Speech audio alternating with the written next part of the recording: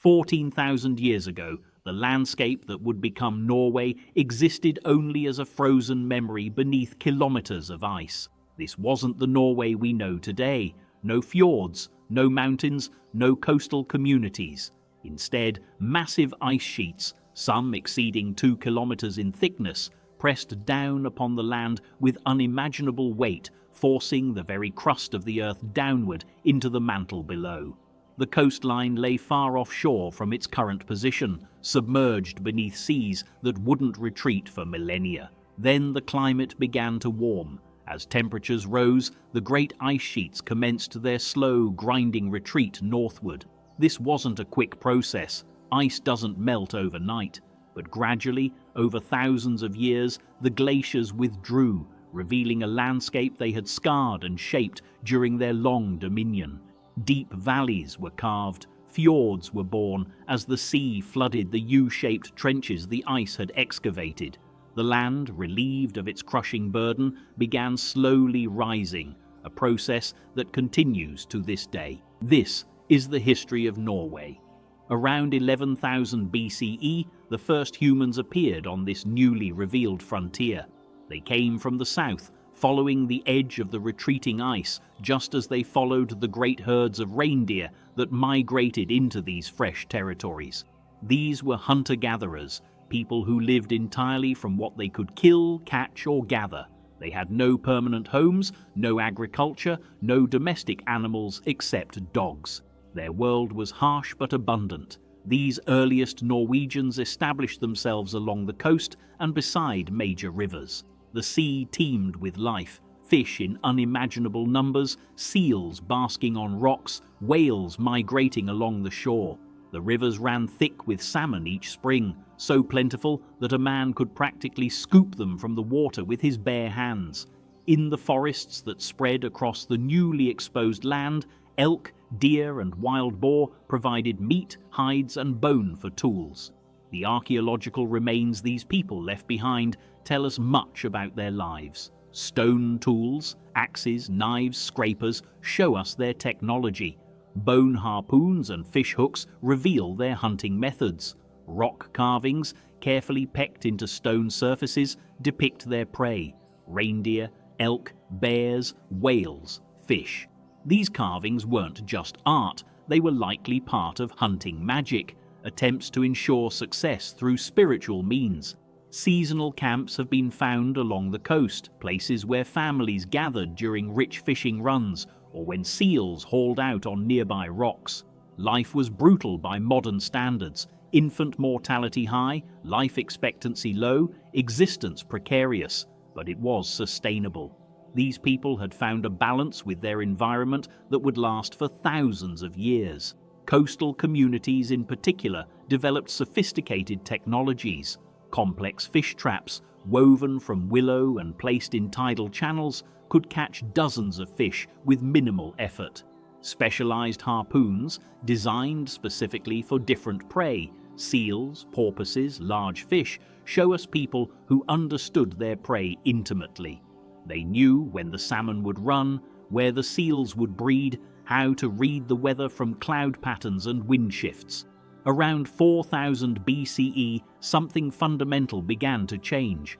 Agriculture, which had originated in the Middle East thousands of years earlier and spread slowly across Europe, finally reached southern Norway. From the continent came new ideas: planting seeds, domesticating animals, staying in one place year-round.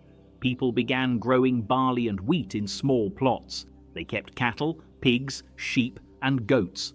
But farming in Norway was always a struggle. The growing season was short, barely 4 months in many areas. The soil was thin and rocky, scraped clean by glaciers, and never fully recovered. Much of the land was too steep, too wet, too poor for crops. Most communities never fully abandoned their old ways. They continued fishing, continued hunting, continued gathering, simply adding farming as another option rather than replacing their traditional subsistence. This mixed economy would characterize Norway for thousands of years. A family might keep a few cattle, plant a small barley patch, but still depend primarily on the sea and forest. When the grain failed, and it often did. Fish and game kept them alive. When the fishing was poor, they had their animals and fields. This diversification was wisdom, not backwardness. The Bronze Age began around 1800 BCE, bringing transformative changes. Bronze, an alloy of copper and tin, was dramatically superior to stone for tools and weapons. It could be cast into complex shapes, held a sharper edge, and could be reforged when broken. Bronze axes felled trees faster than stone ones. Bronze swords outfought stone clubs. Bronze ornaments displayed wealth and status. But Norway had a problem. It possessed no copper deposits that could be exploited with ancient technology and no tin at all. Every piece of bronze had to be imported. This meant trade, and trade meant ships. Norwegians became skilled boat builders, crafting vessels from hollowed logs, simple but effective, and later constructing more sophisticated planked boats sewn together with leather thongs. These boats weren't just practical, they were transformative. They allowed travel along the coast, across fjords to offshore islands. They enabled trade with distant communities. They made possible the exchange of ideas as well as goods. Rock carvings from this period show us these vessels in detail. Elaborate ships with high curving prows filled with rows of warriors or traders. Some carvings show scenes that look almost like naval battles, boats facing each other, armed men aboard. Others depict peaceful processions, perhaps religious ceremonies or trading expeditions. The ship had become central to Norwegian life, both practically and symbolically. The Bronze Age also brought new social structures. The ability to control trade, to access bronze and distribute it, created new forms of power. Chieftains emerged who could command loyalty by rewarding followers with bronze weapons and ornaments. These weren't kings in any later sense, but powerful men who could summon warriors when needed, who built great halls where followers gathered for feasts, heard poetry praising their deeds, and pledged service in exchange for protection and gifts. The Iron Age, beginning around 500 BCE, accelerated these developments. Iron was cheaper than bronze. Norway had abundant bog iron that could be smelted with relatively simple technology. Tools and weapons became available to ordinary farmers, not just chieftains and their warriors. This democratization of metal had profound effects. Norwegian society grew more complex.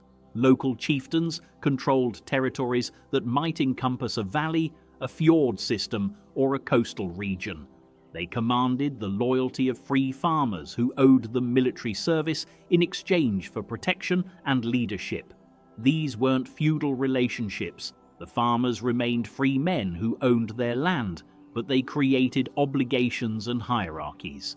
The seeds of what would become Viking culture were being planted during these centuries. The values that would later drive the Viking Age, courage, loyalty, reputation above all, took shape in Iron Age halls where warriors drank ale from drinking horns, listened to poets recite heroic verses, and swore oaths to their chieftains. The Norwegians were part of the broader Germanic world that dominated Northern Europe during the Roman era. They spoke a language that would evolve into Old Norse, ancestor of modern Norwegian, Swedish, Danish, and Icelandic. They worshipped the same gods as other Germanic peoples: Odin, the one-eyed god of wisdom and war; Thor, the thunderer who protected mankind against giants; Freyr and Freya, the twin gods of fertility and prosperity; Tyr, the god of justice and heroic glory.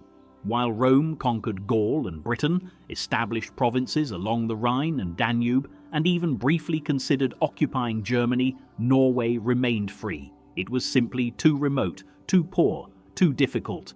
Roman expeditions might have reached as far as southern Scandinavia, but no further. The fjord-cut coast, the mountains, the forests, these defences that would later protect Norway from invasion were already effective. Roman artifacts occasionally appear in Norwegian archaeological sites: coins, jewellery, glass vessels, fine metalwork. These weren't spoils of conquest, but trade goods, exchanged for the things Norway produced: furs, amber, slaves, perhaps walrus ivory. Rome wanted northern products, Norwegians wanted Roman luxuries. This trade connected Norway to the wider world without subjecting it to foreign control. One crucial development during this period was the emergence of the runic alphabet, probably around 200 CE.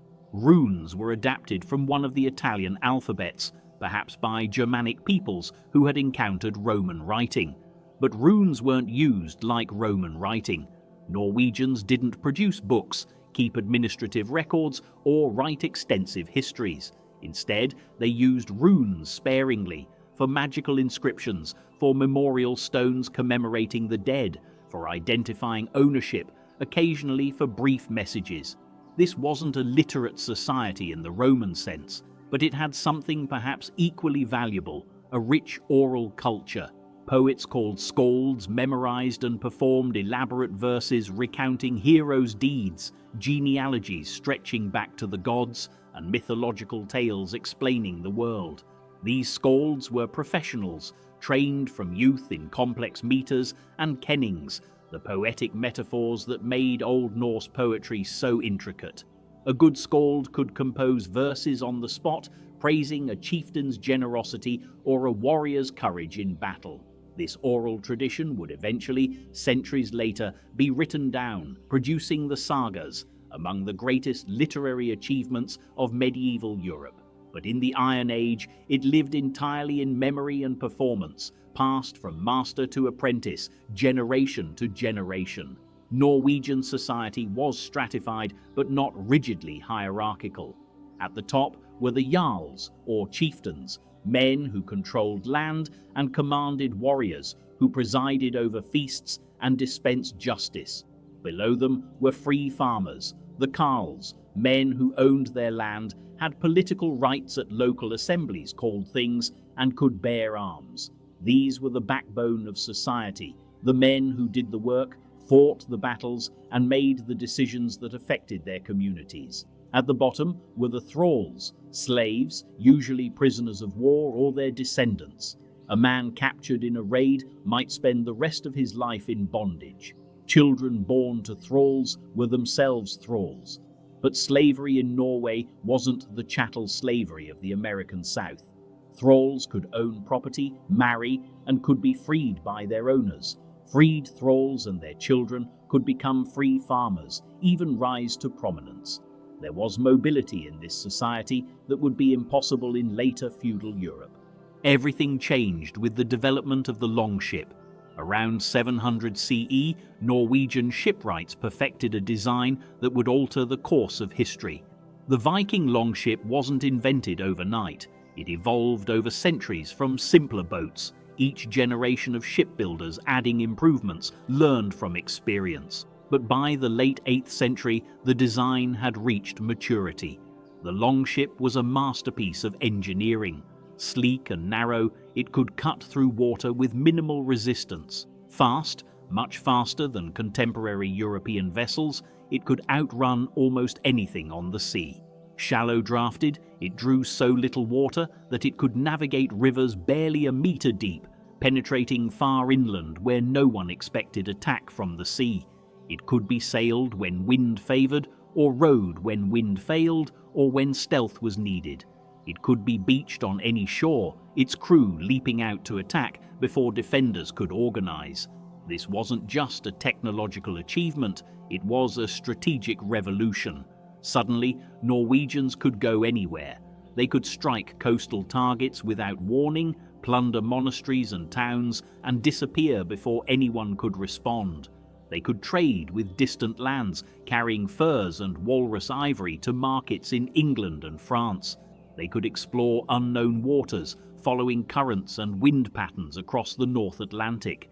They could settle in places previously unreachable, the Faroe Islands, Iceland, Greenland, even North America. The longship transformed Norwegians from coastal fishermen and local traders into the most mobile, most dangerous people in Europe. Why did they start raiding? Historians debate this endlessly. Overpopulation was probably a factor. Norway's farmland was limited, and younger sons with no inheritance needed somewhere to go, something to do. Climate change may have played a role. Warmer temperatures made sailing seasons longer and opened new routes. Political instability in Norway may have driven men to seek fortune abroad rather than submit to increasingly powerful chieftains at home. Or perhaps it was simply opportunity. European monasteries were rich, filled with gold and silver vessels, fine textiles, valuable books. They were poorly defended. Monks weren't warriors, and monasteries were built in remote places chosen for contemplation, not defense. And they were located conveniently on coasts and rivers easily accessible from the sea. To men with ships and weapons, they must have seemed like gifts waiting to be taken. In 793 CE, Norwegian Vikings attacked Lindisfarne, a monastery on England's northeast coast. It was a shocking event. Not the first Viking raid, but the first to send shockwaves through Christian Europe. The Anglo-Saxon Chronicle recorded the horror. Never before has such terror appeared in Britain as we have now suffered from a pagan race. The heathens poured out the blood of saints around the altar and trampled on the bodies of saints in the temple of God. This was the beginning of the Viking Age. Over the next decades, Norwegian Vikings ranged far and wide.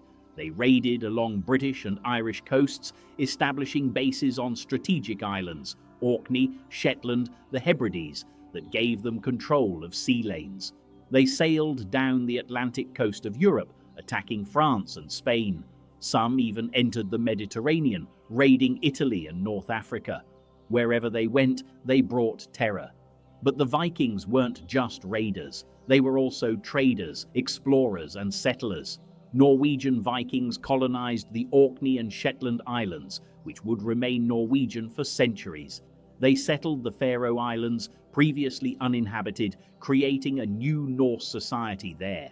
They discovered and colonized Iceland, bringing Norwegian language and culture to this empty island. From Iceland, they pushed further west, establishing settlements in Greenland that would survive for nearly 500 years.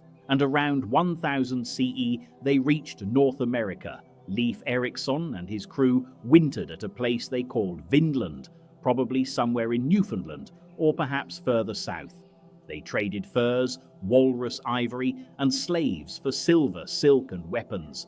They integrated into local societies, sometimes through conquest, sometimes through marriage and negotiation. In Ireland, Norwegian Vikings founded Dublin around 841 CE as a trading settlement. It would become one of Europe's most important ports. In Scotland, the Kingdom of the Isles emerged under Norwegian influence, a hybrid Norse-Gaelic culture that combined elements from both traditions. In England, Norwegian Vikings settled heavily in the north and west, leaving linguistic and cultural traces that persist today. Place names ending in by, farm, and thorp, village. Words like sky, egg, and knife that entered English from Old Norse. Back home in Norway, the Viking Age was also a time of profound change. The success of overseas ventures brought wealth flooding into the country. Silver hoards from this period are enormous. Coins from England, Germany, and the Islamic world, cut into pieces for use as currency, buried in the ground for safekeeping and never retrieved.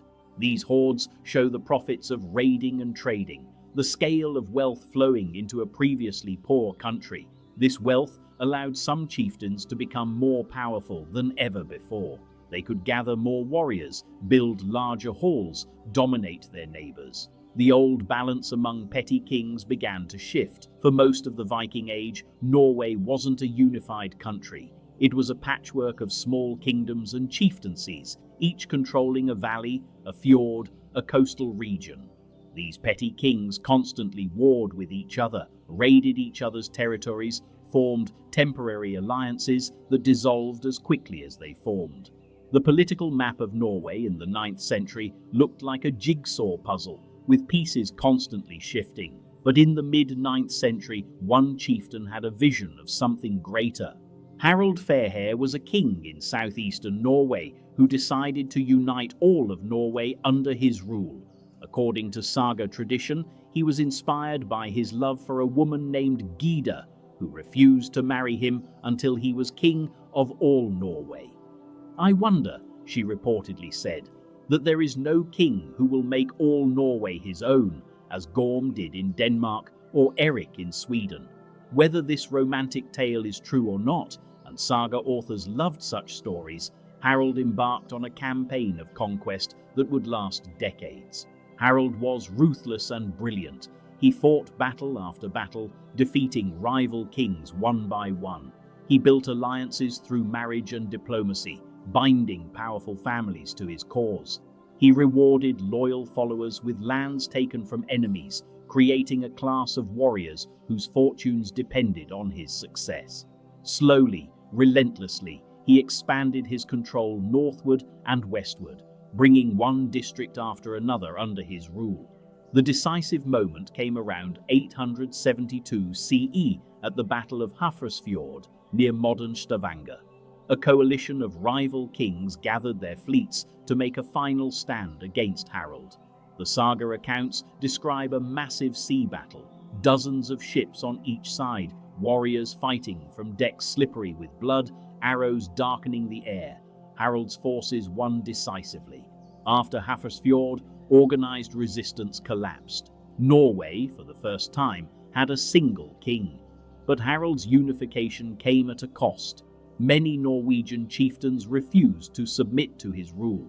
They valued their independence and resented Harold's demands for taxes and loyalty. Rather than submit, many chose exile. They loaded their families, followers, and possessions onto ships and sailed west. These exiles colonized Iceland in massive numbers. Between 870 and 930, thousands of Norwegians left their homeland rather than live under Harold's rule. The Book of Settlements, Landnamabok, records the names of hundreds of these settlers, many specifically noted as fleeing Harold's tyranny. Other exiles went to the Orkney and Shetland Islands, the Faroe Islands, Ireland, and Scotland, strengthening Norwegian presence in these regions. Harold ruled Norway for several decades, dying around 933 CE. He had created something unprecedented, a unified Norwegian kingdom, but it was fragile. His many sons fought over the inheritance, splitting the kingdom and plunging Norway into civil wars that would continue intermittently for centuries. The path to a stable, unified Norway would be long and bloody. Yet something fundamental had changed. The idea of Norway, a single kingdom, unified under one ruler, now existed. It would be contested, interrupted, nearly destroyed multiple times over the next centuries. But the seed Harold planted would eventually grow into the modern Norwegian nation. The Viking Age was ending. A new era was beginning. The age of medieval kingdoms, Christianity, and Norway's struggle to define itself among the powers of Europe. The century and a half following Harald Fairhair's unification was perhaps the most turbulent period in Norwegian history. Kings rose and fell with stunning rapidity, often violently. Brothers killed brothers for the throne. Christianity arrived, bringing a new god and a new way of organizing society. But the old gods didn't die easily. Norwegian Vikings reached the peak of their power during this period, conquering parts of England and terrorizing Europe. But they were also beginning their transformation from pagan raiders into Christian kingdoms. This was an age of contradictions, brutal violence and spiritual searching, conquest abroad and chaos at home, the twilight of the old gods and the dawn of a new faith. Harald Fairhair's death plunged Norway into chaos. He had many sons from multiple wives and concubines, and Norwegian tradition divided inheritance among all legitimate sons.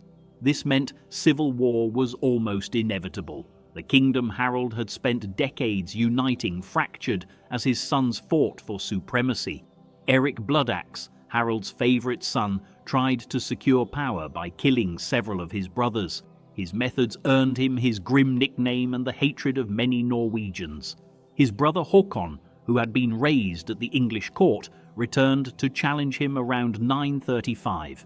Erik fled to England, where he briefly ruled as King of Northumbria before dying in battle around 954. Håkon became King of Norway.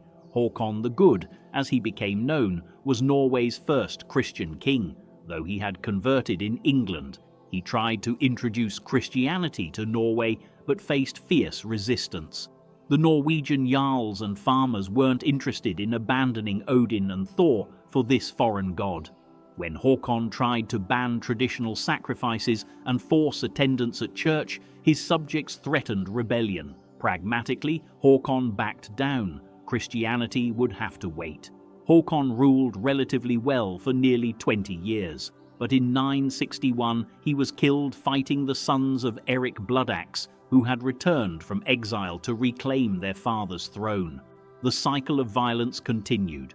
For the next decades, Norway had no strong central authority.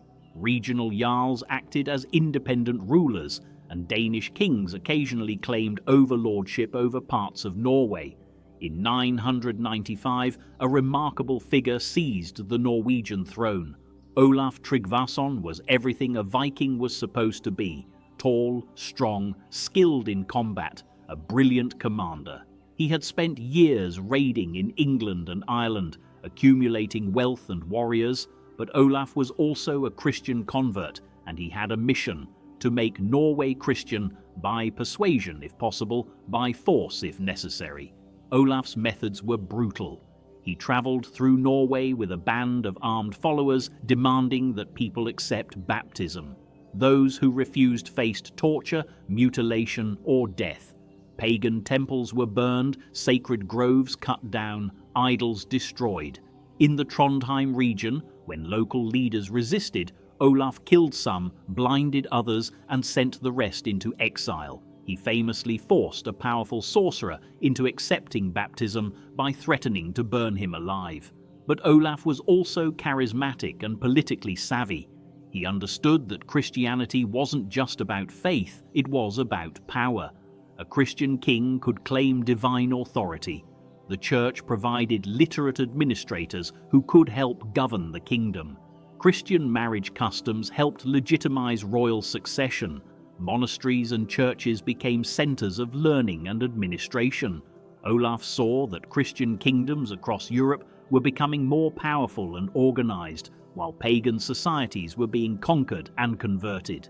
Olaf also understood the importance of foreign relations. He sent missionaries to Iceland, threatening trade sanctions if they didn't convert. This pressure contributed to Iceland's peaceful conversion in 1000 CE.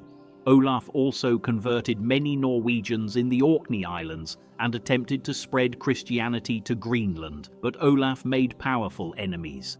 In 1000, a coalition of his opponents, including the Danish king Svein Forkbeard and the Swedish king Olaf Skotkonung, trapped Olaf's fleet at the Battle of Svolder. Olaf fought bravely from his magnificent ship, the Long Serpent, but when defeat became certain, he leaped into the sea in full armor rather than be captured. His body was never found. Olaf became a legend, though not yet a saint. After Olaf's death, Norway fell under Danish control. The Danish king Svein Forkbeard and his son Knut the Great built something unprecedented, an empire encompassing Denmark, Norway, England, and parts of Sweden. This North Sea empire was the largest Scandinavian realm ever created.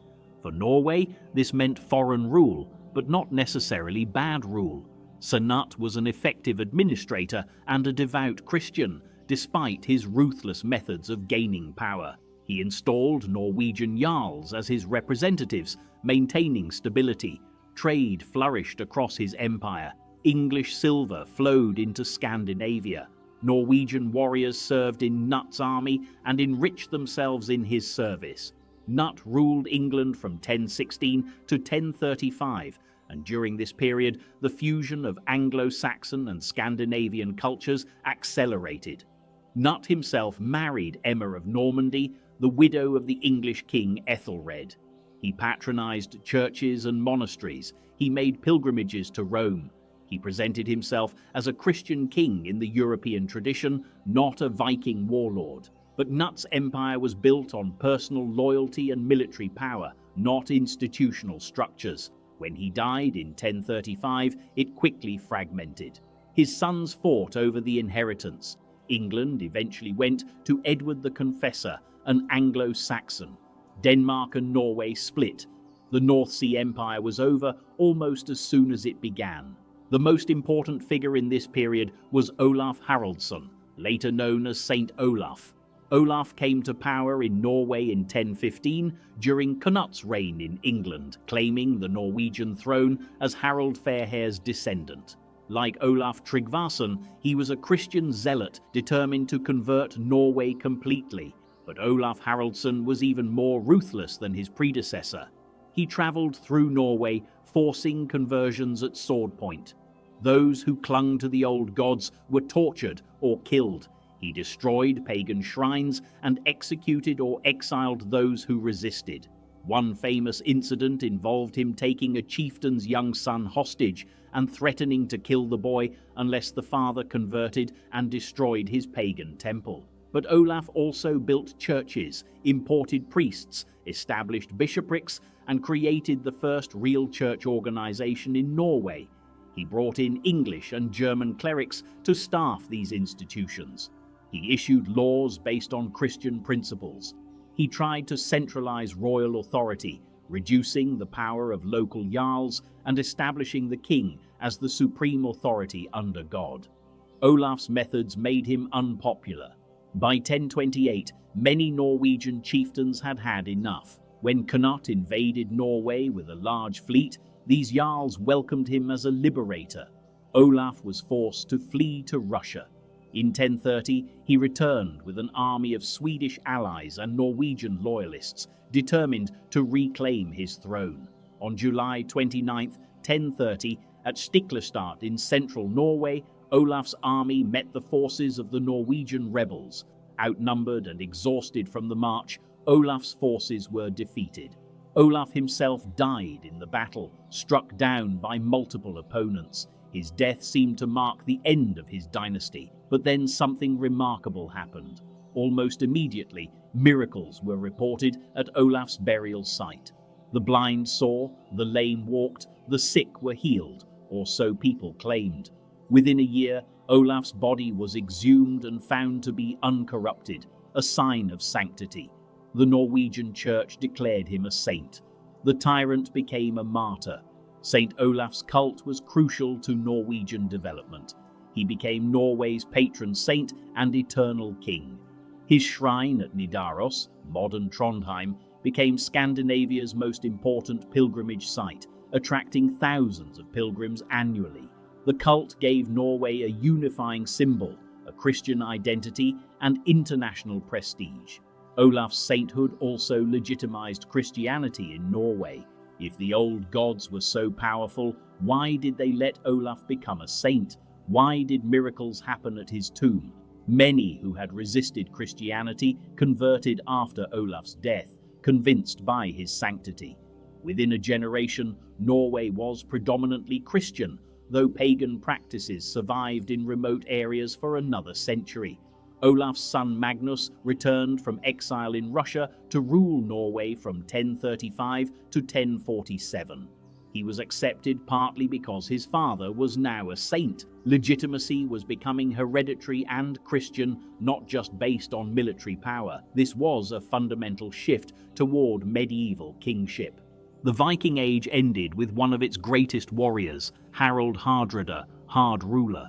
Harald was Olaf's half-brother, a giant of a man, a brilliant commander, and a ruthless politician.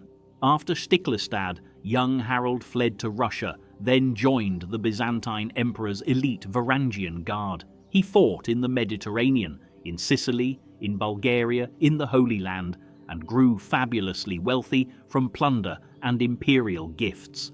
Harald returned to Scandinavia in 1045, claimed the Norwegian throne alongside his nephew Magnus, and after Magnus's death in 1047 became sole king. His reign was marked by constant warfare, raids on Denmark, conflicts with Swedish kings, internal rebellions. Harald was respected and feared, but not loved. In 1066, Harald saw an opportunity. England's king, Edward the Confessor, died without a clear heir, creating a succession crisis. Harold invaded northern England with a massive fleet, claiming the English throne. Initially successful, he defeated an English army at Fulford, but then King Harold Godwinson marched north with his army. On September 25, 1066, at Stamford Bridge near York, the two Harolds met in battle. It was a ferocious fight. Harold Hardrada fought at the forefront of his army, his banner Landoidan, Land Waster, flying above him. According to saga accounts, he fought with such fury that no one could stand against him. But then an arrow struck him in the throat. He died instantly. The Norwegian army was routed. Harold's son Olaf survived and was allowed to return to Norway with the remnants of the fleet. 3 weeks later, Duke William of Normandy, himself descended from Vikings, defeated Harold Godwinson at Hastings and conquered England. The year 1066 marked the end of the Viking Age. The era of Viking raids, conquests, and expansion was over. The Scandinavian kingdoms were becoming normal European monarchies, Christian, increasingly bureaucratic, focused on trade rather than plunder. Norway entered the High Middle Ages not as a feared predator, but as one kingdom among many, struggling to define its place in a changing world. The age of the axe was ending. The age of the cross had begun. After Harold Hardrada's death, Norway entered its medieval period as a fully Christian kingdom. The age of Viking raids was over, but the age of internal strife was just beginning. For over a century, Norway would tear itself apart in civil wars as rival claimants fought for the throne, often backed by the church or powerful families.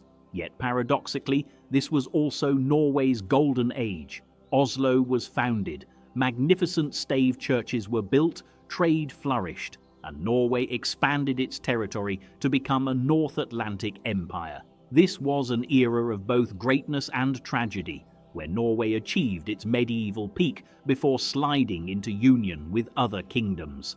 Harold Hardrada's son, Olaf III, called Olaf the Quiet or Olaf the Peaceful, ruled from 1067 to 1093. After his father's disastrous invasion of England, Olaf chose a different path. He maintained peace, focused on internal development, and embraced the church fully. His reign saw Norway's transformation into a properly organized medieval kingdom. Olaf established the first Norwegian archbishopric, though still subordinate to the Danish church. He built churches across Norway, including the magnificent cathedral at Nidaros over St. Olaf's tomb. This cathedral would become Scandinavia's most important religious site and remains Norway's national shrine today. Olaf also introduced the tithe, a tax of 1/10 of income to support the church. This was unpopular, but helped establish a permanent church infrastructure. Trade expanded during his reign. Norwegian towns grew as commercial centres. Bergen, though not yet the major city it would become, began developing as a fishing and trading port. Norwegian merchants traded stockfish, dried cod, furs, and timber for grain, cloth, and luxury goods. Olaf also reformed the law. He issued legal codes based on Christian principles, though incorporating traditional Norwegian customs. These laws covered everything from property rights to compensation for injuries, from marriage rules to trading regulations. They helped create a more stable, predictable society where disputes could be settled through law rather than blood feuds. Olaf the Quiet's death in 1093 began the most destructive period in Norwegian history. For the next 130 years, rival claimants and their factions fought almost continuously for the throne. This wasn't a single war, but a series of interconnected conflicts with brief periods of peace between outbreaks of violence. The root cause was succession law. In Norway, any son of a king, legitimate or illegitimate, could claim the throne. This meant there were always multiple claimants, each with armies of supporters. The church tried to regulate this by insisting on legitimate marriages, but Norwegian tradition valued all royal sons. The result was chaos. These civil wars had colourful names: the Hecklung Wars, the Lenderman Party, the Croziermen versus the Birchlegs. Each faction had its leaders, its ideology, its grievances. The birchlegs, named because they wrapped birch bark around their legs as improvised leggings when too poor to afford proper boots, started as a ragtag rebel army but eventually triumphed. The violence was horrific. Armies burned farms, plundered churches, massacred civilians. One king, Magnus Erlingsson, was backed by the church and powerful families but was eventually defeated and killed. Another, Sverre Sigurdsson, rose from obscurity as a priest to become one of Norway's greatest kings, leading the Birchlegs to victory despite being excommunicated by the Pope. Why did the civil wars last so long? Partly because Norway's geography made it hard for any one faction to control the entire country. An army could dominate the southern valleys but struggle to control the western fjords or northern regions. Partly because the church and aristocracy were themselves divided, and partly because foreign powers, Denmark, Sweden, and various German princes, occasionally intervened, prolonging conflicts. Sverre Sigurdsson's story is remarkable. He claimed to be the illegitimate son of King Sigurd II, though many doubted this. He was raised as a priest on the Faroe Islands, but joined the Birchleg rebels around 1177, becoming their leader through sheer ability. Over 20 years, he defeated his rivals, conquered Norway, and established a new royal dynasty. Sverre was a brilliant military commander and a shrewd politician. He wrote or dictated his own saga, justifying his actions and explaining his political philosophy. He argued that kings derived authority from God alone, not from bishops or aristocrats. This put him in conflict with the church, which excommunicated him in 1194. But Sverre simply ignored the excommunication, appointed his own bishops, and continued ruling. Sverre's reign saw important developments. He strengthened royal power at the expense of the old aristocracy. He reformed the administration, creating a more centralized government. He built fortifications to defend Norway's borders, and perhaps most importantly, he won. By his death in 1202, Norway was relatively stable and unified under his dynasty. Sverre's descendants continued his work. His grandson Håkon Håkonsson, called Håkon the Old, ruled from 1217 to 1263 and presided over Norway's golden age. Under Håkon, Norway became a major European power, its territory reaching its greatest extent. Håkon expanded Norwegian control westward. Iceland, which had been independent since its founding, finally accepted Norwegian overlordship in 1262 to 1264. Greenland soon followed. The Faroe Islands, Orkney and Shetland were already under Norwegian control. Scotland's Western Isles were Norwegian territories. For a brief period, Norway controlled a North Atlantic empire stretching from Greenland to Scotland. Håkon also transformed the Norwegian court into a sophisticated European institution. He built Håkon's Hall in Bergen, an impressive stone structure modelled on European palaces. He commissioned the translation of French romances and classical works into Old Norse. The King's Mirror, a treatise on kingship and education, was written during his reign. Norway was no longer a backwater, but a respected kingdom with a cultured court. Trade boomed during this period. Bergen became one of Europe's most important trading cities. The Hanseatic League, a powerful association of German merchants, established a major presence there, dominating Norway's lucrative stockfish trade. Norwegian ships sailed to England, France, and the Baltic. Wealth flowed into the kingdom.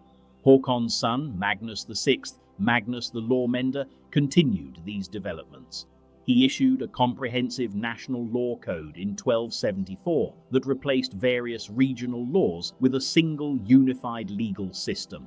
This landslov covered criminal law, property rights, church relations, and administrative procedures. It remained the basis of Norwegian law for centuries. Magnus also improved relations with the church, ending the conflicts of his grandfather's time. He negotiated with the Hanseatic League, granting them trading privileges while trying to protect Norwegian merchants. He reformed the military, creating a more professional royal army. In many ways, Magnus completed the transformation of Norway from a Viking warrior society into a medieval kingdom. But Norway's golden age contained the seeds of future problems. The Hanseatic merchants, while bringing prosperity, were also taking control of Norway's economy. Norwegian merchants couldn't compete with the well-organized, well-financed German trading houses. Gradually, Germans dominated Bergen and Norwegian trade, extracting wealth while Norwegians became economically dependent. The western expansion was also problematic. In 1263, Håkon led an expedition to Scotland to reassert Norwegian control over the Hebrides. At the Battle of Largs, the Norwegians fought the Scots to a draw, but Håkon died shortly after on Orkney. His successor ceded the Hebrides and the Isle of Man to Scotland in 1266. Norway's Atlantic Empire was already beginning to contract. More fundamentally, Norway faced demographic and environmental challenges. The population was small, perhaps 400,000 at its peak, spread across difficult terrain. Agriculture was always marginal. The country depended heavily on trade, making it vulnerable to disruptions, and the climate was beginning to change. The medieval warm period, which had allowed Greenland colonization, was ending. Colder weather meant shorter growing seasons and harder times ahead. In 1319, King Håkon V died without a male heir. His daughter Margaret was married to King Eric of Sweden. Their son Magnus inherited both thrones, becoming Magnus VII of Norway and Magnus IV of Sweden at age 3. For the first time since Harald Fairhair, Norway had no king of its own male line. This marked the beginning of Norway's long decline, from independent kingdom to junior partner in various unions. The civil wars were over. The golden age had passed. Norway had achieved greatness, but at tremendous cost. The population was exhausted, the economy dependent on foreigners, the royal dynasty extinct. The next centuries would see Norway's gradual subordination to more powerful neighbors. But the memory of medieval Norway's glory, its magnificent churches, its Atlantic empire, its sophisticated culture, would survive, eventually inspiring the independence movement centuries later. The medieval kingdom had risen, flourished, and begun its decline. What came next would be even darker: plague, economic collapse, and the loss of sovereignty that would last over 500 years. If the 13th century was Norway's golden age, the 14th and 15th centuries were its dark ages. A catastrophic plague killed half the population. The economy collapsed. Norway entered a union with Denmark that would last over 400 years. Political power shifted to Copenhagen, and Norway became a province rather than a kingdom. The country that had once controlled a North Atlantic empire now couldn't even govern itself. Yet through these centuries of darkness, something Norwegian survived: the language, the culture, the memory of independence. This was Norway's lowest point, but it was also the crucible that would eventually forge modern Norwegian nationalism. When Magnus inherited both Norway and Sweden in 1319, it seemed like a temporary arrangement. Personal unions were common in medieval Europe. Kingdoms shared a ruler while remaining separate entities. But personal unions, once established, were hard to break. Magnus ruled both kingdoms until 1355, when he was forced to abdicate the Swedish throne to his son Eric. Magnus kept Norway but died in 1374, and his grandson Olaf II inherited. Olaf's mother was Margaret, daughter of the Danish king. When the Danish king died in 1375, Olaf was elected King of Denmark as well. Suddenly, one child ruled both Denmark and Norway. Then, in 1387, young Olaf died at age 17. His mother Margaret became regent of both kingdoms and then maneuvered to become elected ruler of Sweden as well in 1389. By 1397, she'd formally united all three Scandinavian kingdoms in the Kalmar Union. Margaret was a skilled ruler. perhaps the most capable Scandinavian monarch of her era. She centralized power, reduced the influence of the nobility, and maintained peace among the three kingdoms. She ruled until her death in 1412, but the union she created was fundamentally unstable. Sweden, the largest and most powerful of the three kingdoms, constantly chafed under Danish dominance. Norway, the weakest, simply accepted subordination. The Kalmar union structure disadvantaged Norway from the start. The capital was in Copenhagen. The king resided in Denmark. High offices went to Danes. Swedish and Danish nobles competed for influence, while Norwegian nobles had little say. Gradually, Norway became an appendage to Denmark rather than an equal partner. The union that was supposed to benefit all three kingdoms primarily served Danish interests. In 1349, disaster arrived on Norwegian shores. A ship from England docked at Bergen, carrying the bubonic plague, the Black Death, that had devastated Europe since 1347. Within months, the plague spread across Norway. Within 2 years, it had killed between 50% and 60% of the population. Perhaps 200,000 Norwegians died. The scale of this catastrophe is hard to comprehend. Entire villages were abandoned. Farms that had been worked for centuries reverted to wilderness. Churches stood empty. The labor force was decimated. Among those who died was the entire royal court in Norway. Nobles, clergy, administrators. The plague didn't discriminate. It killed rich and poor, powerful and weak. The long-term effects were even more devastating than the immediate death toll. Norway's economy, already dependent on trade, collapsed. There weren't enough people to work the farms, crew the fishing boats, or maintain infrastructure. Agricultural production plummeted. Trade declined drastically. The Hanseatic merchants in Bergen, though they too suffered losses, recovered faster than Norwegians and tightened their economic stranglehold. The church was particularly hard hit. Many priests died, and there weren't enough new priests to replace them. Remote parishes went decades without resident clergy, monasteries closed, the elaborate church organization built up over previous centuries decayed. This weakening of the church would have consequences during the Reformation. Norway's military capacity essentially disappeared. The naval forces that had once terrorized Europe were gone. The country couldn't even defend its own interests. When the Hanseatic League wanted something, Norway had no choice but to comply. When Denmark made decisions for the Union, Norway couldn't object.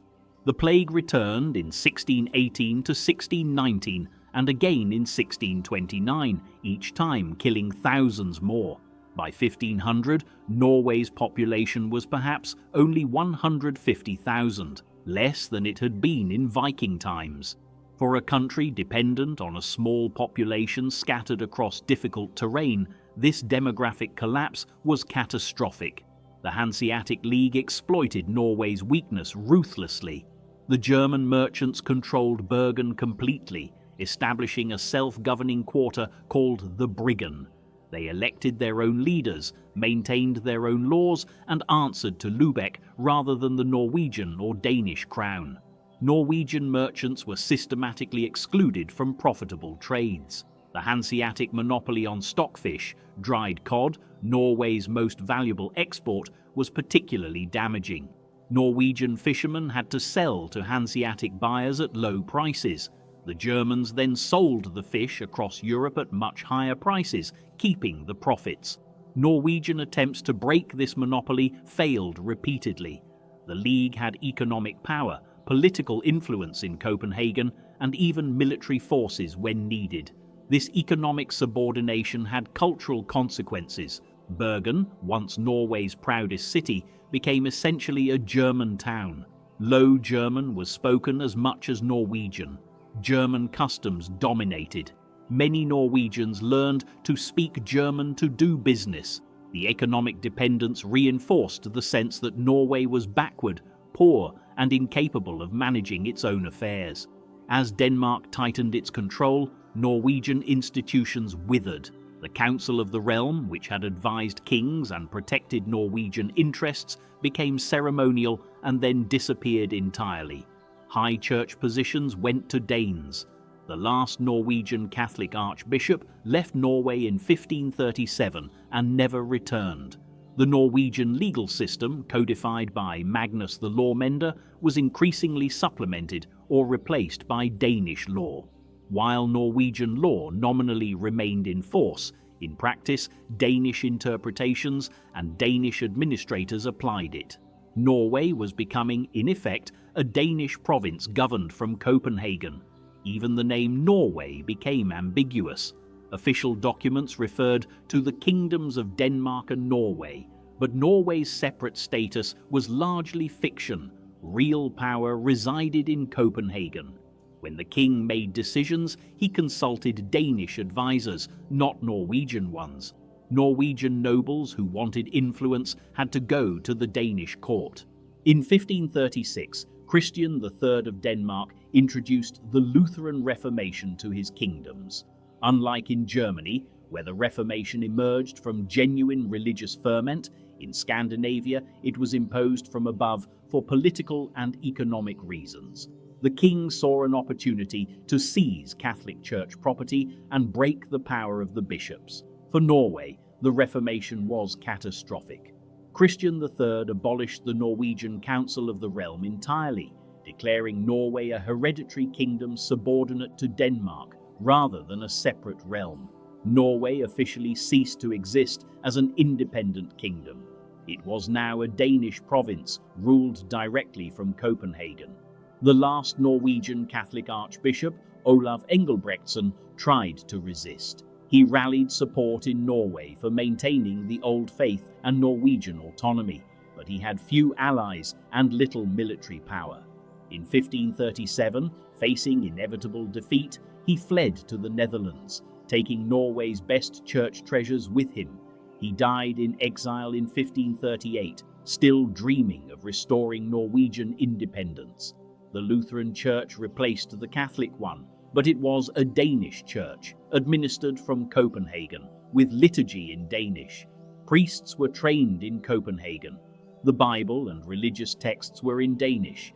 Services were conducted in Danish or Norwegian, heavily influenced by Danish. This religious transformation accelerated the process of Danification. Church properties, monasteries, episcopal estates, churches were seized by the crown. Much of this wealth went to Denmark. The magnificent medieval churches and monasteries fell into decay. Monastic libraries were scattered or destroyed. Artistic treasures disappeared. The Reformation impoverished Norway culturally as well as economically. Yet Norway survived. In valleys and along fjords, Norwegian farmers continued speaking Norwegian, singing Norwegian songs, telling Norwegian stories. The language evolved differently from Danish despite official pressure to conform. Folk culture, music, dance, traditional crafts remained distinctly Norwegian. The memory of independence, though fading, never completely died. Some Norwegians found ways to thrive even in this dark period.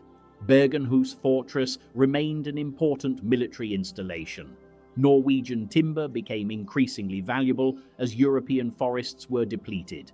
Norwegian sailors served on Danish ships.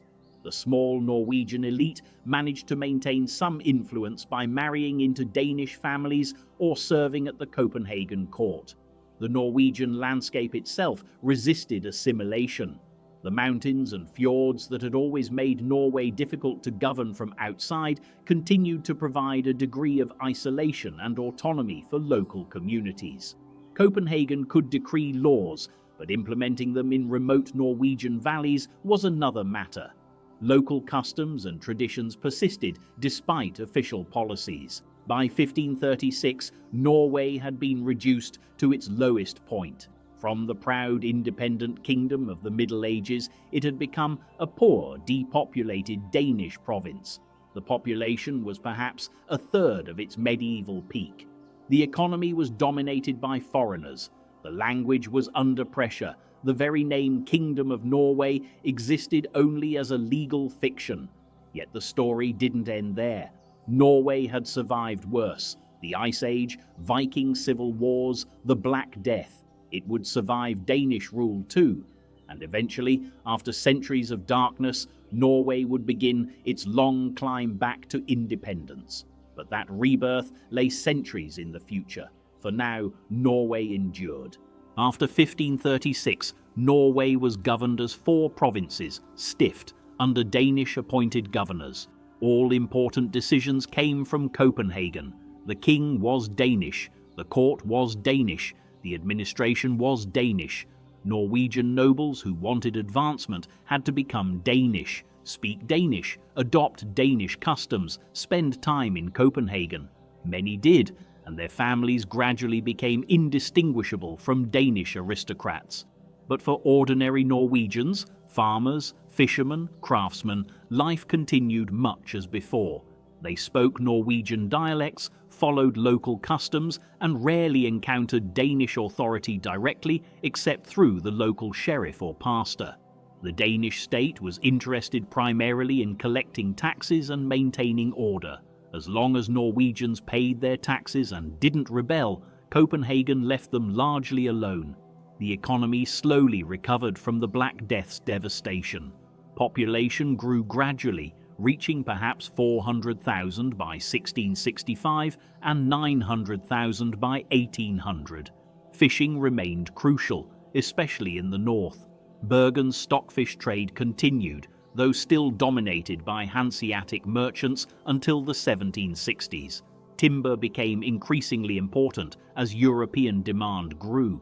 Norwegian forests, previously seen as wilderness, became valuable resources. Mining developed in the 17th and 18th centuries. Silver mines at Kongsberg, opened in 1623, became one of Europe's largest. Copper mining at Røros, started in 1644, created a whole industrial community high in the mountains. These enterprises brought wealth, technology, and a degree of modernization to Norway. They also created a small but important Norwegian business class. Denmark-Norway's involvement in European conflicts brought suffering to Norway. The 30 Years' War, 1618 to 1648, led to heavy taxation to pay for Danish military adventures. The Great Northern War, 1700 to 1721, against Sweden was particularly devastating. Swedish forces invaded Norway multiple times, burning towns and laying waste to the countryside. The fortress at Fredriksten, defending Norway's border with Sweden, became a symbol of resistance when Swedish King Charles XII was killed during its siege in 1718.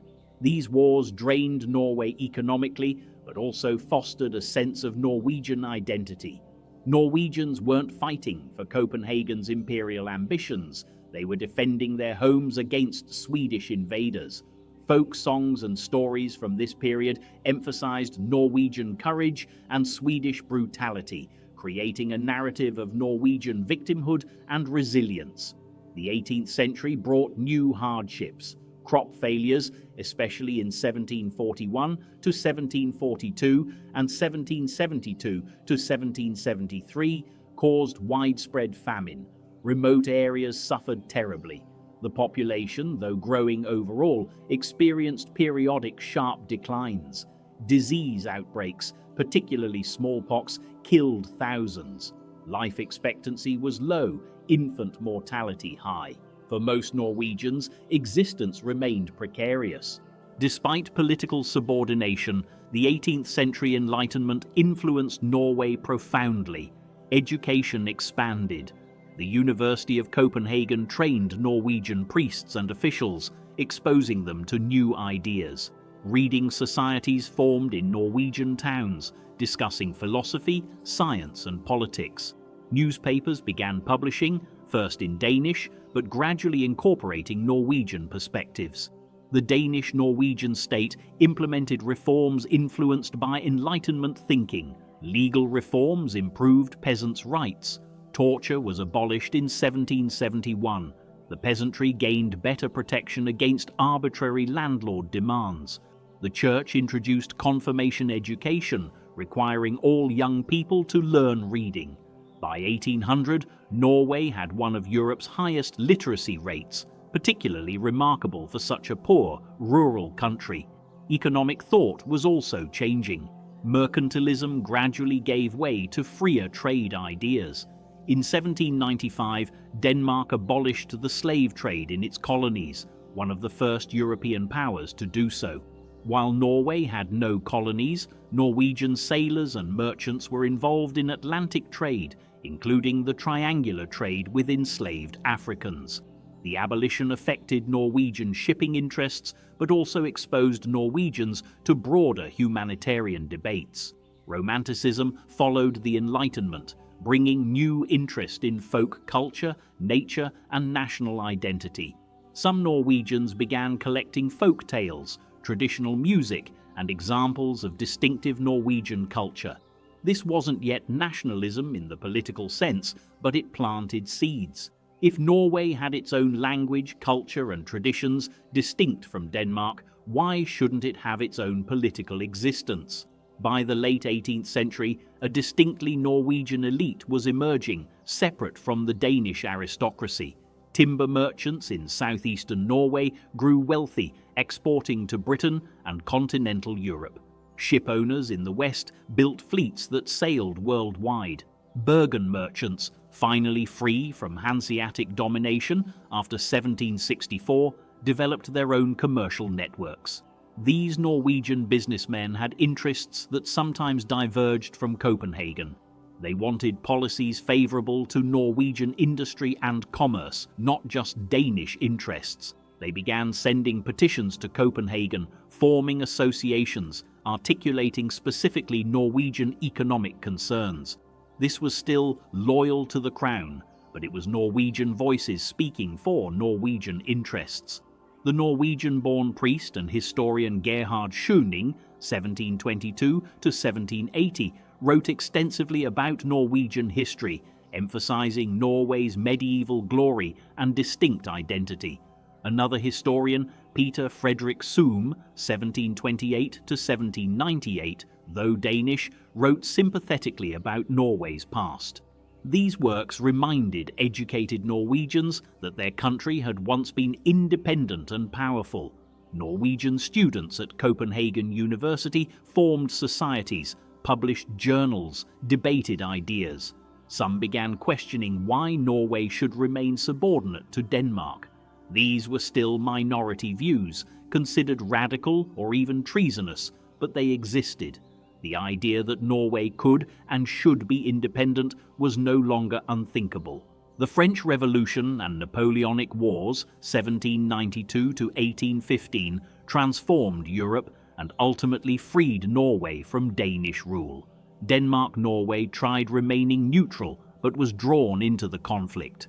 Britain, controlling the seas and hostile to Napoleon, demanded that Denmark-Norway submit to British naval supremacy. When Copenhagen refused, Britain bombarded Copenhagen in 1807, destroying much of the city and seizing the Danish fleet. This attack forced Denmark into alliance with Napoleon. For Norway, this was catastrophic. Britain blockaded Norwegian ports, strangling trade.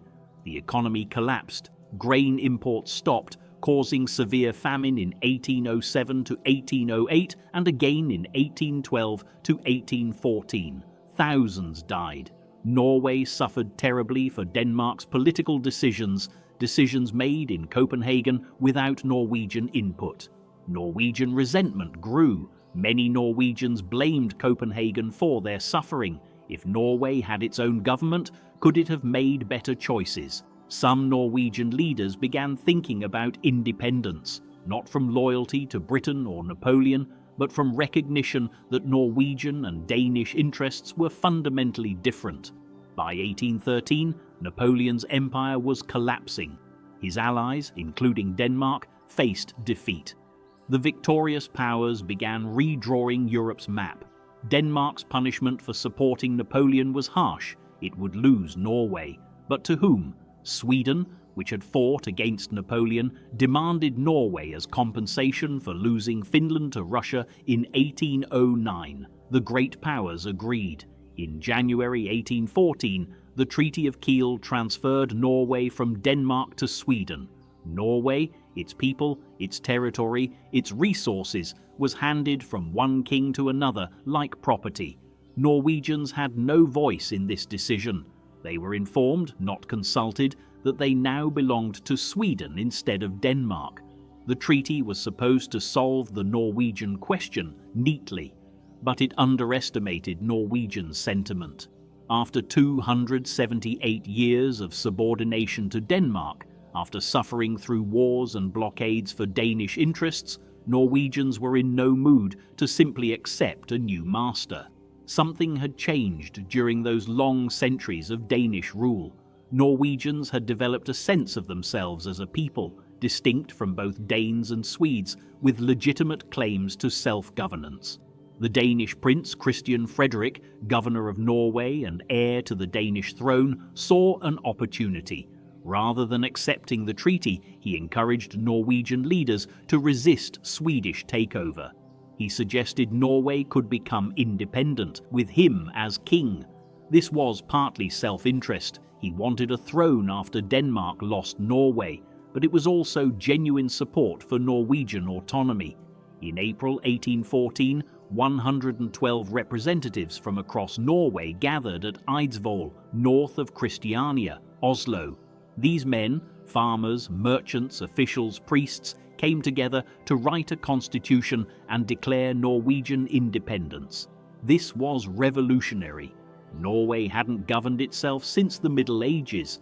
These representatives were defying the great powers of Europe, risking war with Sweden, and creating something unprecedented in Norwegian history. On May 17, 1814, they completed their work. The Constitution of Norway, heavily influenced by the American and French constitutions, established Norway as an independent kingdom with Christian Frederick as king. It created a parliament, Storting, elected by property owners, separated powers among executive, legislative and judicial branches, and guaranteed basic civil rights. It was one of the most progressive constitutions in Europe. May 17th became Norway's National Day, celebrated ever since as the birthday of modern Norway. The Eidsvoll Constitution represented something profound, Norway declaring that Norwegians, not foreign powers, would determine Norway's future. After nearly 300 years as a Danish province, after being traded like property to Sweden, Norway was saying, "We exist, we matter, and we will govern ourselves." But the great powers hadn't agreed to Norwegian independence. Sweden, backed by the victorious alliance, had been promised Norway and intended to collect. By August 1814, Swedish armies were marching into Norway. The brief moment of complete independence was about to end, but the spirit of Eidsvoll would survive, eventually leading to full independence nearly a century later. In August 1814, Swedish King Karl XIII's crown prince, actually the former French Marshal Jean-Baptiste Bernadotte, now calling himself Crown Prince Karl Johan, invaded Norway with 70,000 troops. The Norwegian army, small and poorly equipped, fought briefly at the border but couldn't hope to win. Christian Frederick, Norway's king for 3 months, faced an impossible situation. Continued resistance meant devastating war. Surrender meant losing everything Eidsvoll represented. The result was the Convention of Moss, a compromise that shaped Norway's next century. Christian Frederick abdicated and left Norway. Norway would enter a personal union with Sweden, the same king ruling both kingdoms, but as King of Norway and King of Sweden, not as king of a unified state. Crucially, Norway kept the Eidsvoll Constitution, its parliament, its laws, and its administration. Sweden controlled foreign policy and had veto power over certain Norwegian decisions, but Norway governed itself internally. This was far better than the Treaty of Kiel envisioned. Kiel would have made Norway a Swedish province, like it had been a Danish province. The Convention of Moss made Norway a separate kingdom in union with Sweden. The difference was enormous. Norway had its own flag, though incorporating Swedish symbols, its own government, its own budget. The Storting met annually, passing laws and controlling finances. Norway wasn't free, but it wasn't subjugated either. Swedish King Carl Johan proved surprisingly liberal. He accepted the Norwegian constitution with only minor modifications. He appeared at Storting sessions, respecting Norwegian procedures. He appointed Norwegians to govern Norway. The union functioned relatively smoothly in its early decades, partly because Carl Johan understood that forcing Norway into submission would create endless problems. With political framework established, Norwegians set about building a modern nation. The 19th century saw extraordinary development in every sphere: economic, cultural, social, political. Norway transformed from a poor, rural backwater into an increasingly prosperous, educated, and confident nation. The economy boomed. Timber exports grew as European industrialization demanded Norwegian wood. Shipping expanded dramatically. Norwegian merchant fleets became among the world's largest. By 1900, Norway had the third largest merchant fleet globally, behind only Britain and the United States. Norwegian ships carried goods worldwide, earning profits that built Norwegian wealth. Fishing industrialized. New preservation techniques, canning, improved salting, eventually refrigeration, allowed Norwegian fish to reach distant markets. The herring fishery off Norway's west coast became hugely profitable. Whaling, an ancient Norwegian trade, modernized with steam-powered ships and explosive harpoons, though this would later prove environmentally catastrophic. Infrastructure developed, roads improved, though Norway's terrain made this slow and expensive. The railway age arrived in the 1850s, connecting major cities. Telegraph lines spanned the country by the 1860s. These improvements integrated Norway's scattered communities, creating a more unified national space. Urbanization accelerated. Christiania, Oslo grew from 30,000 in 1830 to 230,000 by 1900. Bergen, Trondheim, and other cities expanded. An urban middle class emerged, professionals, merchants, intellectuals, who became the backbone of Norwegian nationalism. Education expanded at all levels. Folk high schools, inspired by Danish educator Grundtvig, taught practical skills and national culture to rural youth. The 19th century was also Norway's cultural renaissance. After centuries of Danish cultural dominance, Norwegians worked consciously to rediscover and create distinctly Norwegian culture. This wasn't artificial, it drew on genuine Norwegian folk traditions, but it was deliberate, part of nation building. Language became a crucial battleground. Educated Norwegians spoke and wrote Danish, or rather a Norwegianized version called Dano-Norwegian. But rural Norwegians spoke dialects quite different from Danish. In the 1840s and 1850s, linguist Ivar Aasen travelled Norway, documenting rural dialects and creating Nynorsk, New Norwegian, a written language based on these dialects rather than Danish. This sparked decades of language debate. Should Norway use bokmål, book language, evolved from Dano-Norwegian, or Nynorsk? The debate continues today, but both are official Norwegian languages, distinct from Danish. Norwegian literature flourished. Henrik Ibsen became Europe's most famous playwright. Though his relationship with Norway was complex, he spent decades in self-imposed exile. Bjørnstjerne Bjørnson wrote novels and plays celebrating Norwegian rural life and won the Nobel Prize for Literature in 1903. Knut Hamsun would win it in 1920. For a small country, Norway produced remarkable literary talent. Visual arts also bloomed. Edvard Munch's The Scream would become one of the world's most famous paintings. Earlier, romantic painters like J.C. Dahl captured Norway's dramatic landscapes, helping create Norwegian national iconography. Composers like Edvard Grieg incorporated Norwegian folk melodies into classical music, creating a distinctly Norwegian sound. Folk culture was systematically collected and celebrated. Traditional costumes, bunad, folk tales, dances and crafts were preserved and promoted. This wasn't mere nostalgia. It was asserting that Norway had a culture as valid and valuable as Swedish or Danish culture, and therefore deserving political recognition. As the 19th century progressed, the union with Sweden became increasingly irksome to Norwegians. The economy was thriving, culture flourishing, Norwegian confidence growing. Why should foreign policy be controlled from Stockholm? Why should Norwegian ships fly a flag with Swedish symbols? Why should Norway's king reside primarily in Sweden? Specific disputes arose. Norway wanted its own consular service to protect Norwegian commercial interests abroad, but Sweden insisted on unified diplomatic representation. Norwegians saw this as Sweden putting its interests above Norway's. The flag issue also rankled. Norwegian ships had to fly the Union flag, marking them as Swedish in foreign ports, which Norwegian shipping interests resented. Political movements pushed for change. The Liberal Party, Venstre, founded in 1884, advocated for Norwegian rights within the Union and eventually for independence. The Conservative Party, Høyre, was more cautious, but even Conservatives increasingly supported Norwegian autonomy. The Labour movement, emerging in the 1880s and 1890s, was internationalist in theory, but Norwegian nationalist in practice. Sweden resisted Norwegian demands.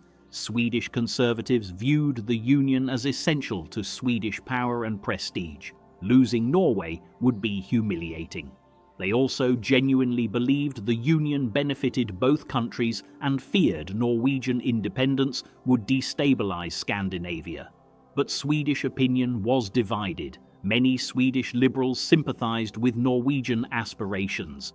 Tensions reached a breaking point over the consular question. In 1905, the Storting passed a law establishing a separate Norwegian consular service. King Oscar II, acting on Swedish government advice, vetoed it.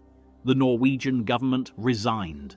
Oscar couldn't form a new Norwegian government, no one would serve. The Storting declared that since the king couldn't fulfill his constitutional duties in Norway, he had ceased to function as King of Norway. This was a revolution by constitutional procedure. Norway was declaring independence not through armed uprising, but through legal process. The question was, would Sweden accept it, or would there be war? Sweden mobilized its military. So did Norway, calling up all able-bodied men. For weeks war seemed possible, but neither side wanted bloodshed. Sweden's army was larger and better equipped, but Norwegians would fight for their homeland in difficult terrain. It would be costly and potentially lengthy. International opinion favored Norway, a small nation seeking self-determination against a larger power. Behind the scenes, negotiations proceeded. Sweden demanded a referendum showing that Norwegians genuinely wanted independence. Norway held one in August 1905. The result was overwhelming. 99.95% voted for independence, with only 184 voting no. This wasn't rigged. It reflected genuine national consensus. Even Norwegian conservatives, initially skeptical, supported independence when Sweden made it a choice between subordination and freedom.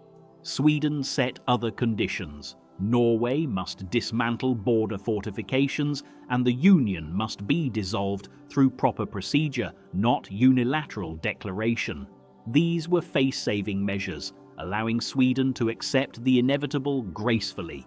On October 26, 1905, the Union was formally dissolved. For the first time since 1380, Norway was fully independent. Independent Norway needed a head of state. The Storting initially preferred a republic, but European powers were nervous about republics. They seemed revolutionary and unstable. Norway wanted international recognition and good relations with major powers. The compromise, a constitutional monarchy. But who would be king? Norway turned to Denmark, the country that had ruled it for centuries. Prince Karl of Denmark, Married to Princess Maud, daughter of Britain's King Edward VII, was offered the Norwegian throne. He accepted on condition that Norwegians voted for monarchy in a referendum. They did, though less enthusiastically than for independence. 79% supported monarchy. On November 25, 1905, Prince Carl arrived in Norway as King Haakon VII, taking the name of medieval Norwegian kings. His son, born in England as Prince Alexander, became Crown Prince Olav. After 525 years without a king of their own, Norwegians chose a Danish prince to rule them. It was ironic, but it worked. Haakon proved an excellent king, deeply committed to Norwegian democracy and independence. Norway entered the 20th century as a small but free nation, poor by European standards, but rich in confidence and determination. The long night of foreign rule was over. Whatever challenges lay ahead, and they would be severe, Norway would face them as a sovereign nation, master of its own destiny. Independent Norway entered the 20th century with hope and uncertainty. It was a poor country with an economy based on fishing, forestry and shipping. Its population was barely 2.3 million, mostly rural. It had no military to speak of, no colonial empire, no great power backing. Yet within a century, Norway would transform itself into one of the world's wealthiest, most egalitarian nations. The journey involved two devastating world wars, the discovery of enormous oil wealth and the creation of a social democratic model that became internationally admired. Independent Norway's first task was proving it could govern itself. The country needed to build institutions, establish international relations, and develop its economy without Swedish or Danish control. King Haakon VII understood his role was to embody national unity, not to rule. He embraced constitutional monarchy, working with parliament and staying out of partisan politics. This set the tone for Norway's democratic development. Norway declared permanent neutrality, modelled on Switzerland.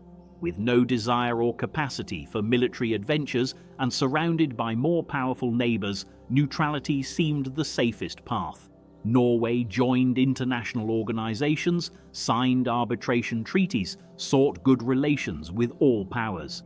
Domestically, Norway embraced progressive policies. Universal male suffrage already existed. In 1913, Norway granted women full voting rights, among the first European nations to do so. Labour laws improved working conditions. Education expanded. The Conservative-Liberal divide dominated politics initially, but the Labour Party, Arbeiderpartiet, founded in 1887, was growing rapidly, representing industrial workers and advocating for social reforms. The economy modernised quickly. Hydroelectric power, abundant thanks to Norway's waterfalls, enabled industrialisation. Aluminium smelting, chemical production, and other energy-intensive industries developed. The merchant fleet continued expanding. By 1914, Norway's shipping industry was proportionately the world's largest. Immigration to America slowed as opportunities at home improved. Norway was poor by Western European standards, but rapidly catching up. When World War I erupted in 1914, Norway declared neutrality. For 4 years, Norway tried maintaining trade with both sides while avoiding antagonizing either. This was enormously profitable. Norwegian shipping companies charged premium rates to transport goods through dangerous waters.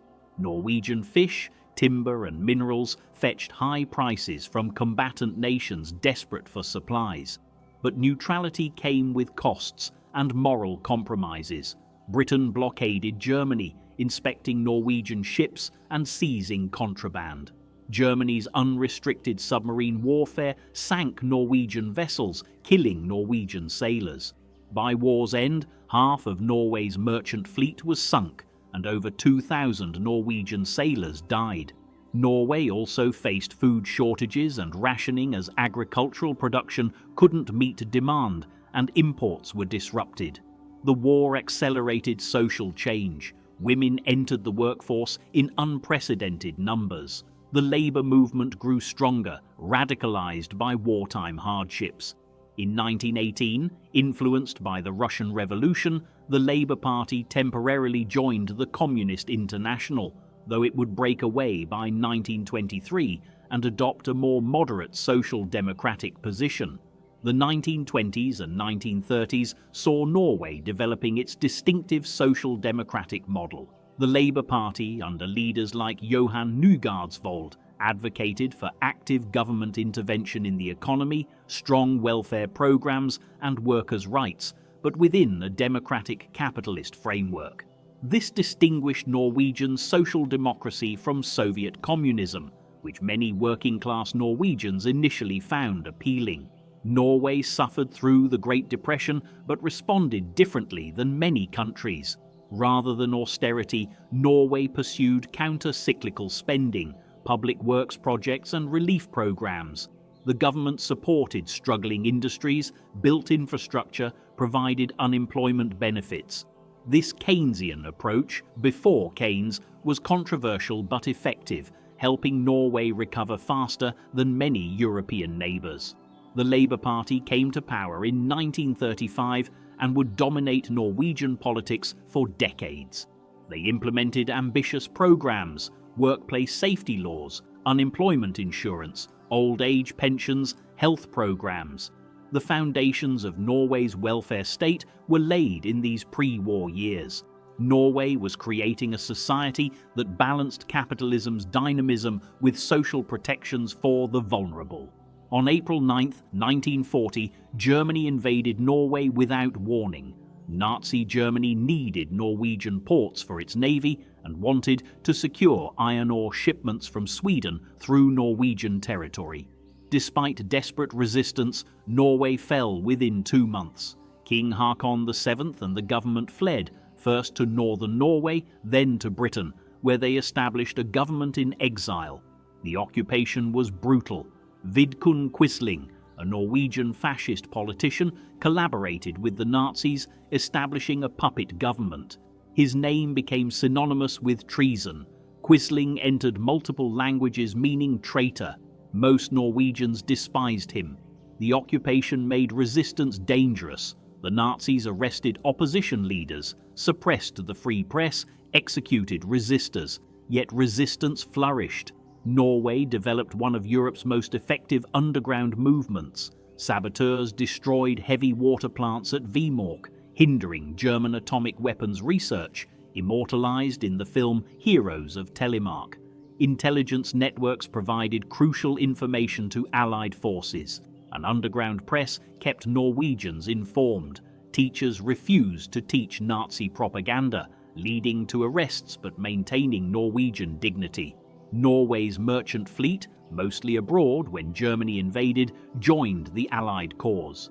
Norwegian ships transported troops and supplies, suffering heavy losses but contributing crucially to the Allied war effort. Over 30,000 Norwegians served in armed forces abroad. The Norwegian Navy and Air Force operated from Britain.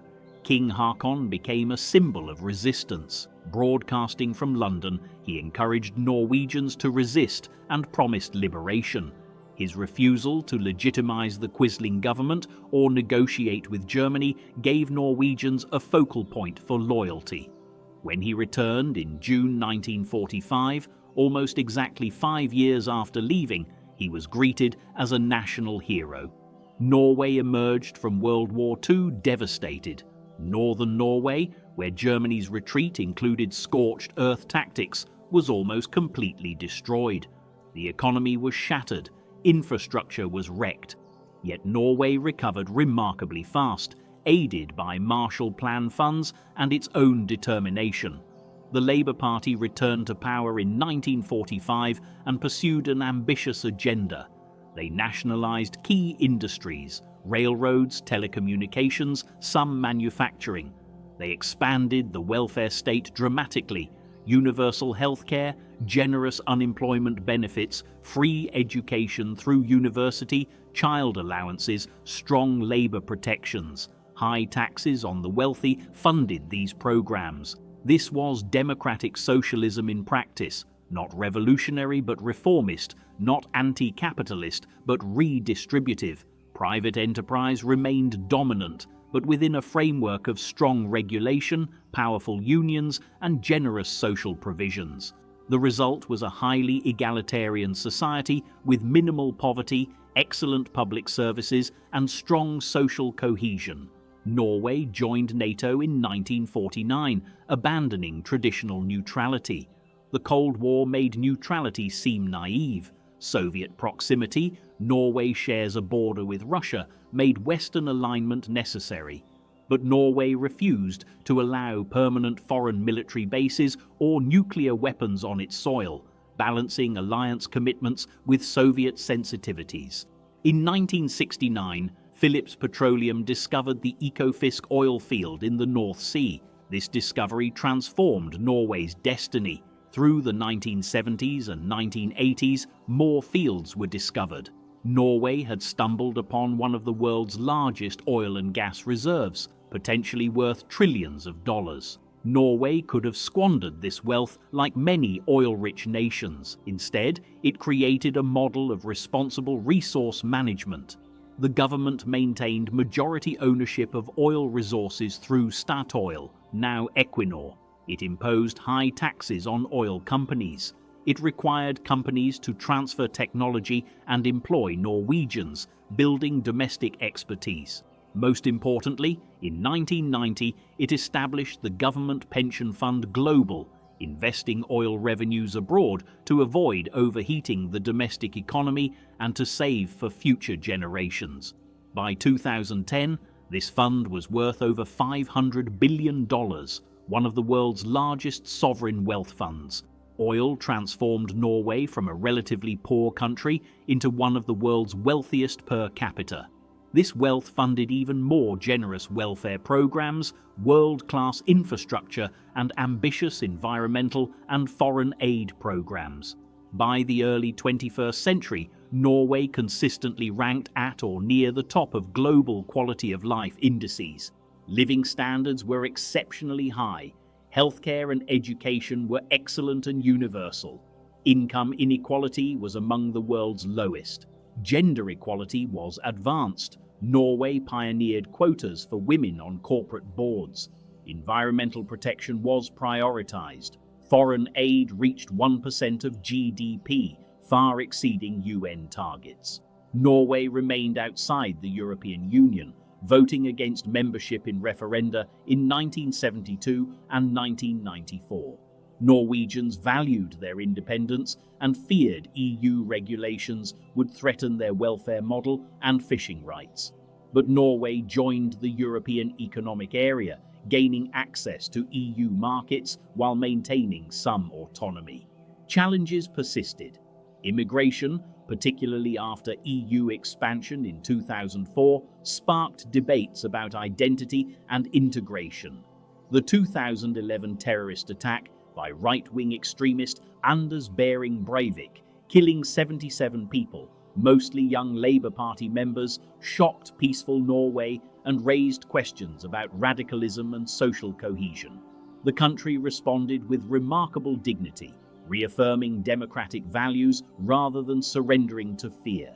The oil economy raised environmental contradictions. Norway promoted electric vehicles and renewable energy domestically while exporting fossil fuels globally. How to balance prosperity derived from oil with climate responsibility became a central moral and political question. From Viking warriors to welfare state, from poverty to prosperity, from centuries of foreign rule to proud independence, Norway's journey has been extraordinary. A country of barely 5.5 million people has achieved remarkable success by almost any measure. The Norwegian model, combining capitalism's dynamism with social democracy's protections, embracing globalization while maintaining strong national identity, managing resource wealth responsibly, offers lessons for the world. Yet Norway's success depended on specific circumstances: small population, abundant resources, strong social trust, and remarkable political wisdom in managing oil wealth. Whether the Norwegian model can be replicated elsewhere or even sustained in Norway as global conditions change remains uncertain. What is certain is that Norway has travelled further than almost any nation from its origins to its present. The descendants of Vikings who terrorized Europe now exemplify peaceful prosperity and humanitarian values. The country that spent over 500 years under foreign rule now confidently charts its own course. From the fjords to the world, Norway's story continues, a testament to resilience, adaptation, and the enduring power of national identity. What makes Norway Norwegian? Perhaps it's the landscape itself, the deep fjords, the towering mountains, the midnight sun, the northern lights. Perhaps it's the language, 2 official written forms, countless dialects, a literary heritage stretching back to the sagas. Perhaps it's the values, equality, trust, community, environmental stewardship. Or perhaps it's something more elusive, a national character forged in hardship, tempered by centuries of foreign rule, and finally expressed in the peaceful prosperity of the modern Norwegian state. Norwegians today enjoy one of the world's highest standards of living, but they haven't forgotten their past. The Viking ships in museums, the stave churches standing after 800 years, the Constitution of 1814 carefully preserved, these remind Norwegians where they came from. The journey from the Ice Age to the present has been long and difficult. Norway has known ice and fire, pagan gods and Christian kings, plague and famine, foreign domination and war. It has known the terror of Viking raids and the terror of being raided. It has known poverty and riches, submission and freedom. Through it all, something Norwegian survived. Not a race. Norwegians are as mixed as any European people. Not a language. Norwegian changed dramatically over centuries. Not a territory. Norway's borders shifted repeatedly. But something, a sense of shared identity, of common history, of belonging to this particular place at the edge of the world. That's what the story of Norway is really about. Not kings and battles, though they matter. Not dates and treaties, though they provide the framework. But the enduring fact that a people living in a difficult land at the edge of the inhabitable world created something worth preserving, and preserved it through the darkest times. The ice retreated, the Vikings sailed, the kingdom rose and fell, the plague killed half the population, foreign kings ruled for 500 years, and still Norway survived. That's the Norwegian story. It continues still. If you like this video, make sure to leave a like, comment and subscribe. Since you stayed this long, perhaps you would like to check my other videos. Recent video is about how Americas were colonized. Until next time.